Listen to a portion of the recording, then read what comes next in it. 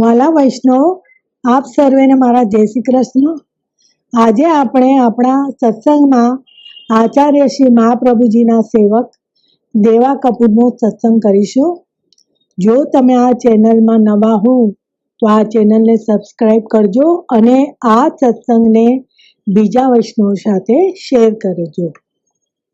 આચાર્ય શ્રી મહાપ્રભુજીની સેવકની એક ક્ષત્રાણી મહાવનમાં રહેતી હતી. તેનું લીલાના નામ ભદ્રા છે. તે સ્વામિનીજીની અંતરંગ સખી હતી.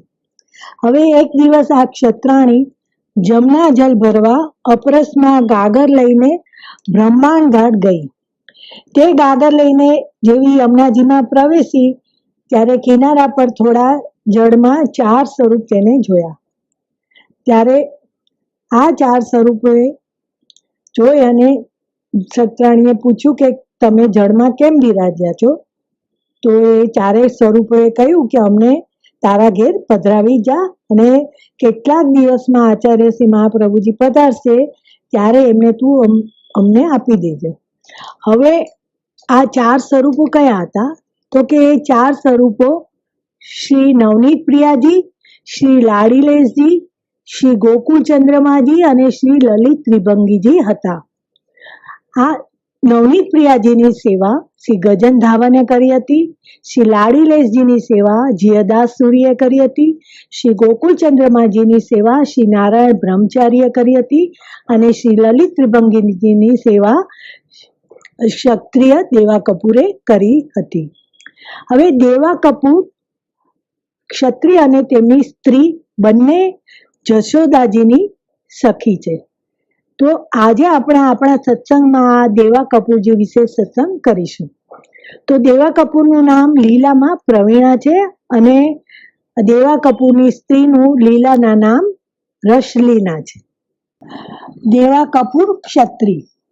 આચાર્ય શ્રી મહાપ્રભુજીના સેવક દેવા કપૂર ક્ષત્રિય કડામાં રહેતા હતા. દેવા કપૂર અને તેમના પત્ની ભગવત સેવામાં અને ભગવત સ્મરણમાં અતિ પ્રવીણ રસમગ્ન રહેતા હતા. શ્રી મહાપ્રભુજીએ દેવા કપૂરને શ્રી લલિત ત્રિભંગીજીની સેવા પધરાવી હતી. તેમને તેની પત્ની સાથે ઘણા દિવસો સુધી આ સ્વરૂપની તન્મય દશામાં સેવા કરી હતી. પછી ભગવત ઈચ્છાથી દેવા કપૂરનો દેહ છૂટ્યો અને થોડા સમય પછી દેવા કપૂરની પત્ની પણ ભગવત લીલામાં પ્રાપ્તિ કરી. તો હવે એમના સગા સંબંધીઓ પછી એમના પાર્થિવ દેવના અગ્નિ સંસ્કાર કર્યા. ત્યાર પછી તેના 4 પુત્રો ઘરમાં કોઈ કારણવશાત મંદિરના દ્વાર ખોલીને જુએ છે તો બધી સામગ્રી જેમની તેમ પડેલી છે, પરંતુ માત્ર શ્રી ઠાકોરજી દ્રશ્યમાન થતા નથી. એમની સૈયા ખાલી પડેલી છે. આખા ઘરમાં તેઓ તપાસ કરે છે પરંતુ શ્રી લલિત ત્રિભંગીજીનું સ્વરૂપ ક્યાંય જોવા મળતું નથી અને બધા એમ માને છે કે શ્રી ઠાકોરજી સ્વયં ત્યાંથી અંતર્ધ્યાન થઈ ગયા. દેવા કપૂરના 4 પુત્રો હોવા છતાં શ્રી ઠાકોરજીએ એમની પાસે સેવા કરાવી નહીં, કારણ કે તેઓ લૌકિક અને વૈદિકમાં આસક્ત હતા. મર્યાદા માર્ગીય રીતે વ્યવહાર કરતા હતા. જ્યારે શ્રી આચાર્યજીએ પુષ્ટ કરેલું શ્રી લલિત ત્રિભંગીજીનું સ્વરૂપ પુષ્ટિ પુરુષોત્તમનું છે. તેથી તેમને દેવા કપૂરના દીકરાઓની સેવા ગ્રહણ કરવી યોગ્ય લાગી નહીં. ત્યાંથી અંતર્ધ્યાન થયેલા શ્રી ઠાકોરજી શ્રી નંદનમાં શ્રી ગુસાઈજીની સેવક એવી એક બ્રાહ્મણીને ત્યાં પ્રગટ થયા. શ્રી ઠાકોરજીએ ગોપ્ય રીતથી ઘણા સમય સુધી તેમની પાસે સેવા કરાવી. દેવા કપૂર દેવી જીવ હતા અને શ્રી ઠાકોરજીમાં અપાર સ્નેહ ભાવ ધરાવતા, એટલે ઠાકોરજીએ તેમની સેવા ઠાકોરજીને તો ખૂબ ગમતી. આચાર્ય શ્રીજીના આવા સેવાપરાયણ ભગવદીયને સેવકને આપણે વંદન કરીએ. આપણામાં શીતકાલમાં શયન સમયનું એક કીર્તન છે, બ્રોહકી મરોરનતે લલિત ત્રિભંગી ભય. તો આ કીર્તનનો ભાવ એવો છે કે આમાં ઠાકોરજી લલિત ત્રિભંગી રાય કેવી રીતે બની ગયા? તો એમ કે છે કે જ્યારે માવનની ક્ષત્રાણી યમુનાજીમાંથી 4 સ્વરૂપોને પોતાના ઘરે પધરાવીને લઈ જઈ રહી હતી ત્યારે એક એક સ્વરૂપને એમને પૂછ્યું કે તમે અહીંયા કેવી રીતે પધાર્યા યમુનાજીમાં. તો તો દરેક ઠાકોરજી એમને જવાબ આપતા આપતા હવે જ્યારે ત્રીજા સ્વરૂપ ને એમને લલિત ત્રિભંગીજીને પૂછ્યું તો એમને માની ક્ષત્રાણીએ કીધું કે મહારાજ તમે તો વધારે નટખટ લાગો છો, તમારી ચાલ એવી છે, ટેડી છે. તો શું નામ છે આપનું? તો કહે કે લલિત ત્રિભંગીજી. હવે તમે આમ ટેડા કેમ થઈ ગયા? ચતુર સખી હોય ને તે આવી બધી પૂછપરછ કરે. તો ઠાકોરજીએ કીધું કે અરે શું કહું સખી, એકવાર સ્વામિનીજીની કુંજમાં અમે સંગમાં મળીને બિરાજતા હતા. અચાનક પ્યારીજીને શું થયું કે મને કીધું કે પ્રભુ અમે અમારા બગીચામાં પધારીએ છીએ. બધી સખીઓ મળીને ત્યાં અમારે એક લીલા કરવી છે. એ લીલામાં તમે ત્યાં નહીં આવતા. બસ. અરે એવી રીતે કેવી લીલા? અમને પણ મના કરી રહ્યા છો? તો કહે કે મહારાજ વીર રસની લીલા અમારે કરવી છે, તમે ત્યાં નહીં આવતા. જે વસ્તુની આપણે ના પાડીએ ને તો તેમાં વધારે ચિત્ત રહે. અહીંયા નહીં આવતા કીધું ને તો ત્યાં જ જવાની આપણને ઈચ્છા થાય. પ્રભુની પણ આવી જ હાલત થઈ. તેઓ તો બધા પ્યારીજીની બધી અતરંગ સખીઓ બગીચામાં ચાલી ગઈ. અનેક તરંગના ત્યાં વૃક્ષ વેલી લતાપતા હતા. બગીચામાં અતિ મધુર વાતાવરણ હતું. ત્રિવિધ પવન સંચરે સુખદ જર ના ઝરે એવી અવસ્થા ત્યાં બગીચામાં હતી. સુગંધો ચારે બાજુથી આવી રહી. પ્યારીજી વીર રસનું ઠાકોરજી બનીને આવેશયુક્ત સખીઓની સંગમાં લીલા કરી રહ્યા હતા. ક્યારેક ક્યારેક આવું થાય છે. ઠાકોરજી કેટલી ધીરજ રાખે, હવે તો રહ્યો ન જાય. ધીરે ધીરે ઉઠીને ઠાકોરજીએ બગીચામાં પ્રવેશ કર્યો અને વૃક્ષની આડમાં છુપાઈને દર્શન કરી રહ્યા છે. એ છટા જોઈ, એ ઘટા પણ જોઈ, એ રસજ્ઞ પ્રકાર એવો જોયો કે પ્રભુ આવેશમાં મના કરી એ શબ્દ ભૂલી ગયા અને સન્મુખ આવીને ઊભા રહી ગયા. સ્વામીજીએ તે સમયે જોઈ લીધું તો પ્રભુની સામે વક્ર દ્રષ્ટિ કરીને જોયું. બસ તે જ સમયે તેઓ ત્રિભંગી બની ગયા. કારણ કે સ્વામીજીની જે બાજુ દ્રષ્ટિ પડે એ બાજુ ઠાકોરજી વાંકા વળે. તો એ સ્વામીજી આમ જોવે તો ઠાકોરજી આમ વાંકા વળે. સ્વામીજી વક્ર દ્રષ્ટિથી ઓલી બાજુ જોવે તો ઠાકોરજી ઓલી બાજુથી વાંકા. એટલે આમ એવો ત્રિભંગી બની ગયા. એટલે એનું એક કીર્તન છે કે તેરી નંદદાસજી રચિત, આપણું શયન સમયનું છે, શીતકાળનું, કે તેરી ભ્રોહ કી મરોરન તે લલિત ત્રિભંગી બને. તો ચાલો આપણે આ કીર્તનને માણીએ.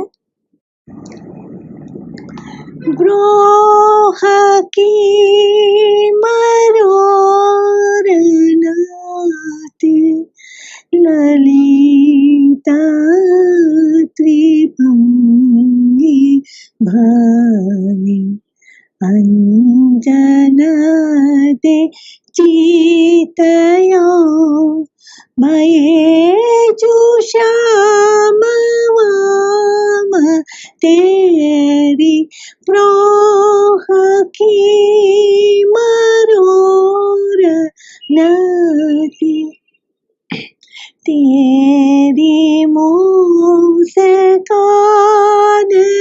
દેખ દામિની સી કોંદ જાત તેરી મુસ્કાન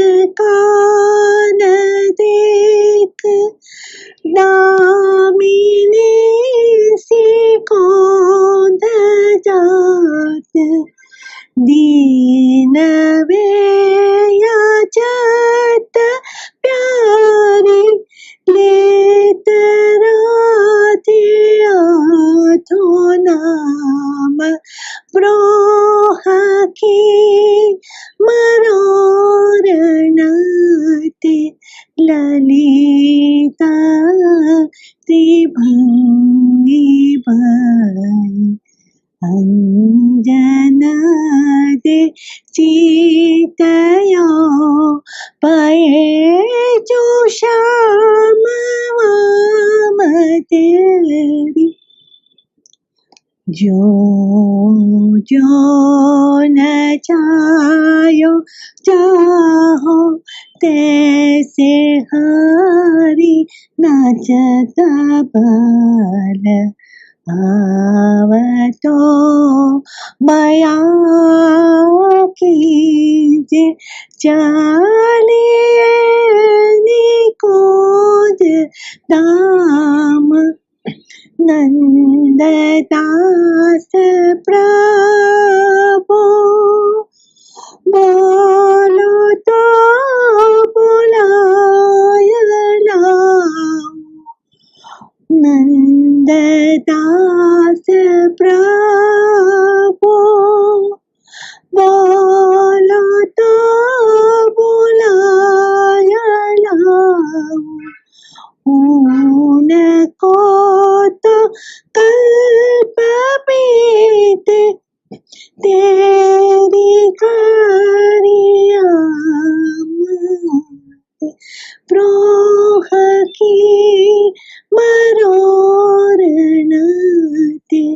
ललिता श्रीभंगी बाई अंजनाते चितयो पये जो श्याम